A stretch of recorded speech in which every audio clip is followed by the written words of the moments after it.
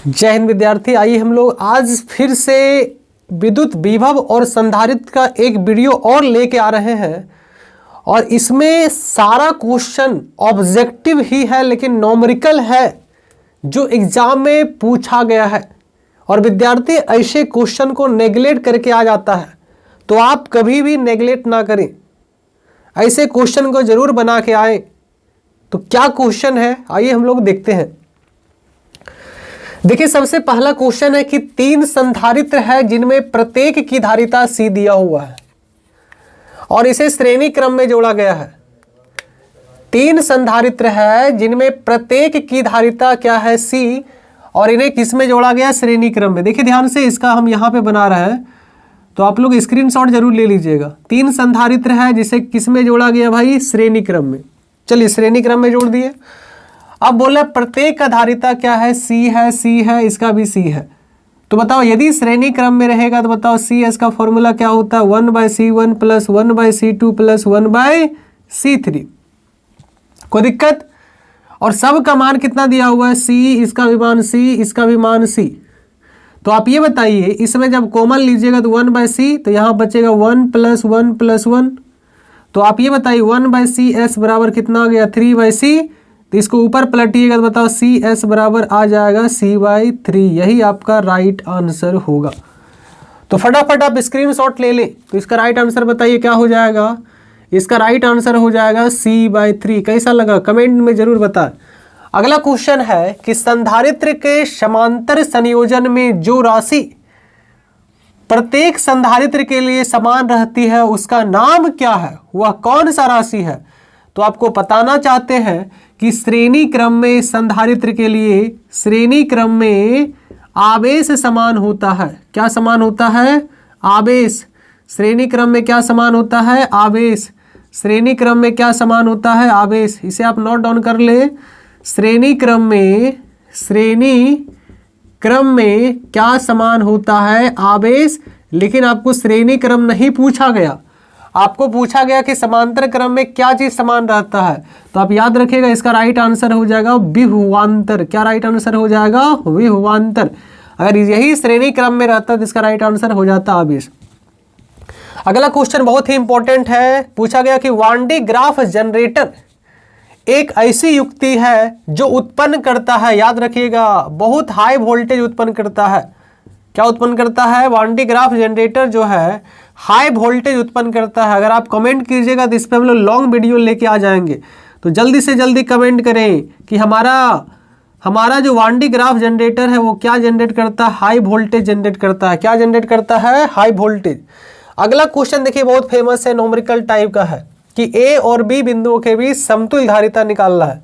तो ध्यान से देखेंगे, हम लोग बनाने का प्रयास करते हैं कि इसका समतुल्य धारिता क्या होगा और बड़ा आसानी से बनेगा। सबसे पहले देखो फिर से हम डायग्राम बनाना चाहते हैं क्वेश्चन नंबर 4 का। ये हमारा है इस प्रकार से दिया हुआ है। यहाँ पे कैपेसिटर है, यहाँ पे कैपेसिटर है, इसके बीच में एक कैपेसिटर है, फिर इधर आपका कैपेसिटर है, फिर आपका इधर कैपेसिटर है। ये धारिता दिया हुआ है। यहाँ पे A है और यहाँ पे भाई साहब क्या है? इसका धारिता बताओ कितना माइक्रोफेराड है? 4 माइक्रोफेराड। इसका भी धारिता कितना है? 4 माइक्रोफेराड। इसका धारिता कितना है? 2 माइक्रोफेराड। इसका धारिता है 4 माइक्रोफेराड। इसका धारिता भी है 4 माइक्रोफेराड। तो सबसे पहले देखिए ऐसे क्वेश्चन में जिसके बीच समतुल्य धारिता निकालना है वहां पे आप बैटरी लगा दें। क्या लगा दें? बैटरी। और जैसे आप बैटरी लगाइएगा आपको कन्फर्म जानकारी होने लगेगा कि हमारा जो संधारित्र में है धारा किधर से किधर जा रही है। तो धारा प्लस से माइनस की ओर जाती है। यहाँ पे बताइए जाने के बाद ये धारा कितना भाग में बढ़ जाएगा? एक भाग इधर चल जाएगा, एक भाग इधर चल जाएगा, 2 भाग में बढ़ जाएगा। कौन सा भाग में बढ़ जाएगा? 2 भाग में। 2 भाग में बढ़ जाएगा तो बताइए ये और ये समांतर क्रम में हो जाएगा। लेकिन ये दोनों किस में है? श्रेणी क्रम में। क्यों? क्योंकि जितना धारा यहाँ पे जाएगा उतना ही धारा यहाँ पे जाएगा। तो बताइए ये दोनों अगर श्रेणी क्रम में होगा तो श्रेणी क्रम का फॉर्मूला होता है 1/CS बराबर 1/C1 प्लस 1/C2। C1 का मान 4 और C2 का मान कितना है? 2। इसका एलसीएम कितना हो जाएगा? 4। यहाँ हो जाएगा 2 प्लस यहाँ हो जाएगा 1। कितना हो जाएगा? 3/4। जब आप इसके पलटिएगा CS बराबर हो जाएगा 4/3 माइक्रोफेराड। क्या हो जाएगा? 4/3 माइक्रोफेराड। अब इसका डायग्राम पुनः बनाएं। अब जो डायग्राम बनेगा इस प्रकार से बनेगा, ध्यान से देखिए। अब जो डायग्राम बनेगा, इन दोनों को जोड़ने के बाद कितना आया भैया, इन दोनों को जोड़ने के बाद सबसे पहले श्रेणी क्रम में है, श्रेणी क्रम में जोड़े हैं तो बताइए कितना आ गया है 4/3। कितना आ गया है 4/3, क्योंकि आपको पता है ये दोनों श्रेणी क्रम में है और श्रेणी क्रम का फॉर्मूला 1/4 + 1/2, ठीक है। चलिए सॉरी 2 नहीं है, यहाँ भी 4 है, गलत हम कर दिए। एक बार फिर से बनाते हैं, ध्यान से देखिएगा। 1/CS बराबर हो जाएगा 1/4 + 1/4, तो आ जाएगा 1/4 कॉमन, तो यहाँ हो जाएगा 2। तो बताओ 2 दूना कितना हो जाएगा 4, कितना गया 1/2, इसलिए CS का मान कितना निकला भाई 2 माइक्रोफेराड। गलत बिठा दिए थे, कोई दिक्कत नहीं, फिर से सही हो गया। बताओ इन दोनों को जोड़ने के बाद 2 माइक्रोफेराड आया। अब जो डायग्राम बनेगा इस प्रकार से बनेगा, नीचे कितना दिया हुआ 2 माइक्रोफेराड, और इन दोनों को जोड़ने के बाद बताइए कितना माइक्रोफेराड आया 2 माइक्रोफेराड। यहाँ भी 2 माइक्रोफेराड, कितना आया है 2 माइक्रोफेराड, और यहाँ भी कितना आया है भाई 2 माइक्रोफेराड। अब आगे देखिए क्या किया है, अब आगे यहाँ पे एक कैपेसिटर यहाँ पे लगा हुआ है, इसको थोड़ा सही कर देते हैं ताकि आपको समझने में दिक्कत नहीं हो, है ना। नहीं तो इन दोनों को रहने दीजिए, आपको इतना पता चल गया ना कि ये ऐसे है, चलिए ये ऐसे जैसे उसे कर देते हैं, कोई दिक्कत नहीं है। और यहाँ पे आपको पता होना चाहिए ए है, और यहाँ पे क्या है भाई बी, बड़ा आसान से बन जाएगा। अब देखिए ये दोनों किस में है, ये दोनों आपका समांतर क्रम में है। कौन समांतर क्रम में है, कौन सा समांतर क्रम में है, कौन सा समांतर क्रम में है। तो बताइए 2 और 2 CP बराबर हो जाएगा C1 + C2, 2 + 2 कितना हो जाएगा भैया 4 माइक्रोफेराड। अब बताइए इन दोनों को जोड़ने के बाद कितना आया 4 माइक्रोफेराड। अब स्टेप नंबर 3 में देखिए क्या कैसे डायग्राम बनेगा। इन दोनों को जोड़ने के बाद आया 4, तो इनके लिए 4। अब देखो एक कैपेसिटर इधर है तो यहाँ लगा दीजिए, एक कैपेसिटर यहाँ है और इसका नाम दिया गया A, इसका नाम दिया गया B, इसके बीच हम लोग बैटरी लगाए हुए थे प्लस माइनस। तो अब बताइए अगर बैटरी लगाए हैं तो धारा कहीं बट रहा है क्या, धारा नहीं बट रहा है, इसका मतलब ये तीनों कौन सा क्रम, समांतर क्रम की श्रेणी क्रम। ये अब हमारा हो गया श्रेणी क्रम, 4 माइक्रोफेराड 4 माइक्रोफेराड 4 माइक्रोफेराड 4 माइक्रोफेराड। तो आप ये बताइए ध्यान से 4 4 4, तो इसका राइट आंसर हो जाएगा ये हमारा है श्रेणी क्रम। श्रेणी क्रम का फॉर्मूला होता है 1/CS बराबर 1/C1 + 1/C2, 1 + 4/1 + 4/1/4। तो बताओ CS बराबर कितना होगा 1/4 कॉमन आएगा तो 1 + 1 + 1 3 आएगा।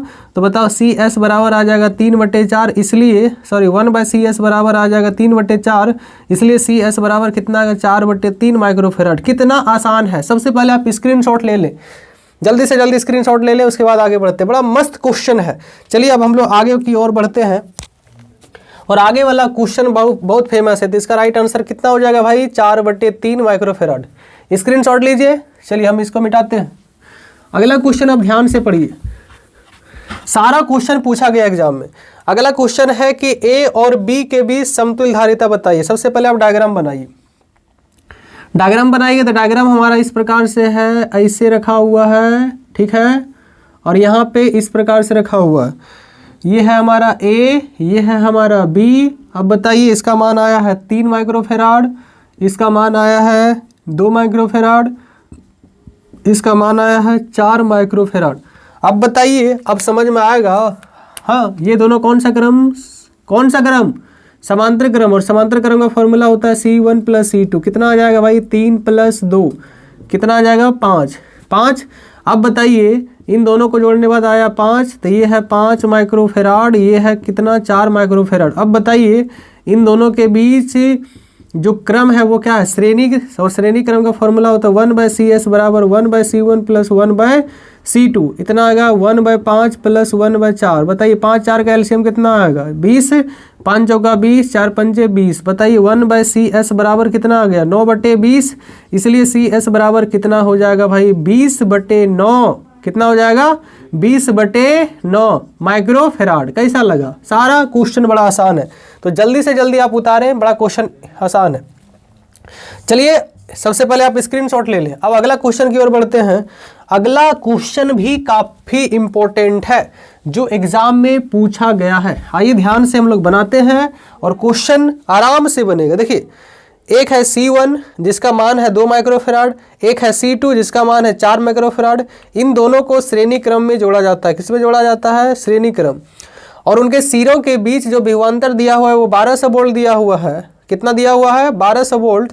तो 2 माइक्रोफेराड वाले संधारित्र के सिरों के बीच विभवांतर कितना होगा? क्वेश्चन कितना जबरदस्त है, ध्यान से देखिए। 2 संधारित्र है, सबसे पहले बनाइए 2 संधारित्र जो किस में जोड़ा गया? श्रेणी क्रम में। और इनके बीच जो वोल्टेज अप्लाई है वो 1200 वोल्ट है। कितना वोल्ट? 1200 वोल्ट। इसका मान है भैया 2 माइक्रोफेराड, इसका मान है भाई 4 माइक्रोफेराड। इसका जो वोल्टेज अप्लाई किया है वो 1200 वोल्ट है। कितना वोल्ट? 1200 वोल्ट। तो देखिए सबसे पहले हम लोग इसका समतुल्य धारिता निकालेंगे। अगर समतुल्य धारिता निकालिएगा तो बताओ C1/CS बराबर कितना हो जाएगा? 1/C1 plus 1/C2। कितना आ जाएगा? 1/2 प्लस 1/4। इसका एलसीएम आ जाएगा 4। तो बताओ 2 दूना 4 प्लस कितना होगा? 1। कितना आ जाएगा भाई? 3/4 माइक्रोफेराड। जब इसको आप बदलिएगा, इसको ऊपर लेके जाइएगा तो बताओ कितना आ जाएगा? 4/3 माइक्रोफेराड। ये समतुल्य धारिता का मान दिया हुआ है। अब देखिए अभी आपने एक फॉर्मूला पढ़ा होगा कि C बराबर होता है Q/V। C बराबर Q/V।